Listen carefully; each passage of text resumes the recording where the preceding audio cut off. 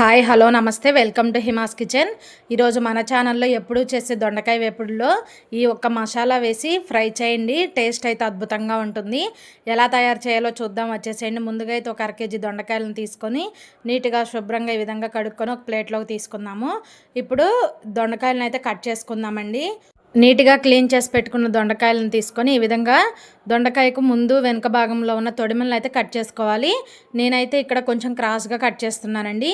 మీరు మీకు నచ్చిన షేప్లో అయితే ఈ దొండకాయలను కట్ చేసుకోవచ్చు.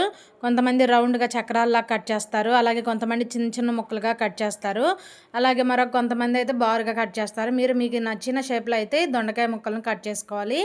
నేనైతే ఇక్కడ కొంచెం క్రాస్గా కట్ చేశానండి. దొండకాయలు అన్నిటినీ కూడా ఇదే విధంగా అయితే కట్ చేసుకుందాము. ఈ కర్రీ అయితే చాలా అంటే చాలా బాగుంటుందండి. మీరు ఒక్కసారి డెఫినెట్గా ట్రై చేయండి, ఇంట్లో అందరికి కూడా నచ్చుతుంది. అన్నిటినీ కూడా ఇదే విధంగా కట్ చేసుకున్నాను. కట్ చేసిన తర్వాత వీటిని అయితే పక్కన పెట్టుకొని ఇప్పుడు వీటిని అయితే కనుక ఫ్రై చేసుకుందామండి. స్టవ్ ఆన్ చేసుకొని కడాయి పెట్టుకొని 2 టేబుల్ స్పూన్ల వరకు ఆయిల్ వేసుకుందాము. ఆయిల్ బాగా హీట్ అయిన తర్వాత ఇందులో పోపు దినుసులు వేసుకుందామండి.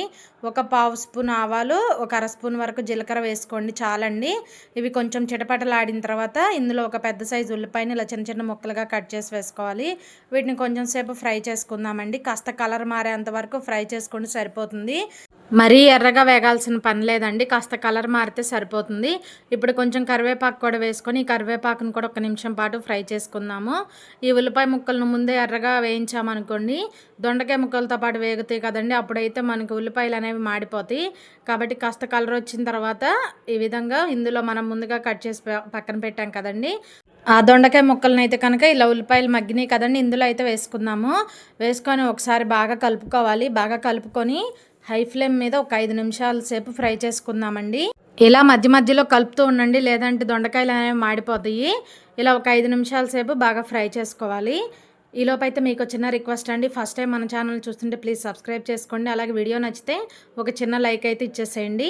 దొండకాయ ముక్కలు ఒక 5 నిమిషాలు హై ఫ్లేమ్ మీద ఫ్రై చేసుకున్న తర్వాత ఒక 1/2 స్పూన్ వరకు పసుపు వేసుకుందాము. అలాగే రుచికి సరిపడా సాల్ట్ వేసుకొని ఒకసారి మొత్తం బాగా కలుపుకుందాము. ఇలా కలుపుకున్న తర్వాత ఫ్లేమ్ని మీడియం ఫ్లేమ్లో పెట్టుకొని మూత పెట్టుకొని మధ్య మధ్యలో కలుపుకుంటూ దొండకాయలను అయితే బాగా మగ్గించుకోవాలండి.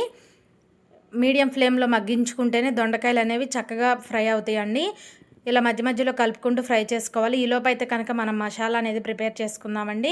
ఒక చిన్న మిక్సీ జార్ తీసుకొని ఒక 1.5 స్పూన్ వరకు కారం వేసుకోండి. అలాగే ఒక 2 టేబుల్ స్పూన్ల వరకు పల్లీలను వేయించుకొని పొట్టు తీసి వేసుకోవాలి. అలాగే 1 స్పూన్ వరకు నువ్వులను కూడా వేయించి వేసుకోండి. అలాగే ఒక చిన్న కొబ్బరి ముక్కను, ఎండు కొబ్బరి అండి, కొంచెం కట్ చేసి వేసుకోవాలి. అలాగే ఒక 5-6 వెల్లుల్లి రెబ్బలు వేసుకోండి. ఒక 1/2 స్పూన్ వరకు ధనియాలు, ఒక 1/2 స్పూన్ వరకు జీలకర్ర వేసుకొని మూత పెట్టుకొని పల్సిస్తూ గ్రైండ్ చేసుకోవాలి. చూడండి, ఈ విధంగా గ్రైండ్ చేసుకున్నామంటే మనకి మసాలా అనేది రెడీ అయిపోతుందండి.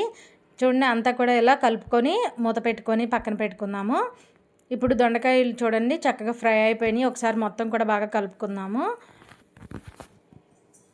చూడండి, ఈ విధంగా వేగితే సరిపోతాయండి. దొండకాయలు బాగా ఇలా వేగిన తర్వాత మనం ముందుగా తయారు చేసుకుని మసాలా పౌడర్ ఉంది కదండి, ఇందులో అయితే వేసుకుందాము. మీరు ఎప్పుడూ చేసేలా కాకుండా ఒకసారి మసాలా వేసి ట్రై చేయండి. టేస్ట్ అయితే చాలా చాలా బాగుంటుందండి. ఇంట్లో అందరికీ కూడా తప్పకుండా నచ్చుతుంది. ఈ కారం వేసిన తర్వాత బాగా కలిసే విధంగా అయితే కలుపుకోవాలి. ఫైనల్గా కాస్త కొత్తిమీర చల్లుకుంటే అద్దరిపోయే దొండకాయ వేపుడు అయితే రెడీ అయిపోతుందండి. తప్పకుండా ట్రై చేయండి. చపాతీల్లో కానీ లేదా రైస్లోకి కానీ చాలా బాగుంటుంది. ఎప్పుడు చేసే దొండకాయ వేపుడు కాకుండా ఇలా ఒక్కసారి డిఫరెంట్గా మసాలా వేసి చేయండి. టేస్ట్ అయితే చాలా చాలా బాగుంటుందండి. వేడి వేడి అన్నంలో కొంచెం ఈ వేపుడు వేసుకొని తినండి, అద్భుతంగా ఉంటుందండి. ఇంట్లో అందరికీ నచ్చుతుంది. తప్పకుండా ట్రై చేయండి. వీడియో నచ్చితే కనుక ప్లీజ్ లైక్ చేయండి. అలాగే ఫస్ట్ టైం మన ఛానల్ చూస్తుంటే ప్లీజ్ అండి ఛానల్ని అయితే సబ్స్క్రైబ్ చేసుకోండి.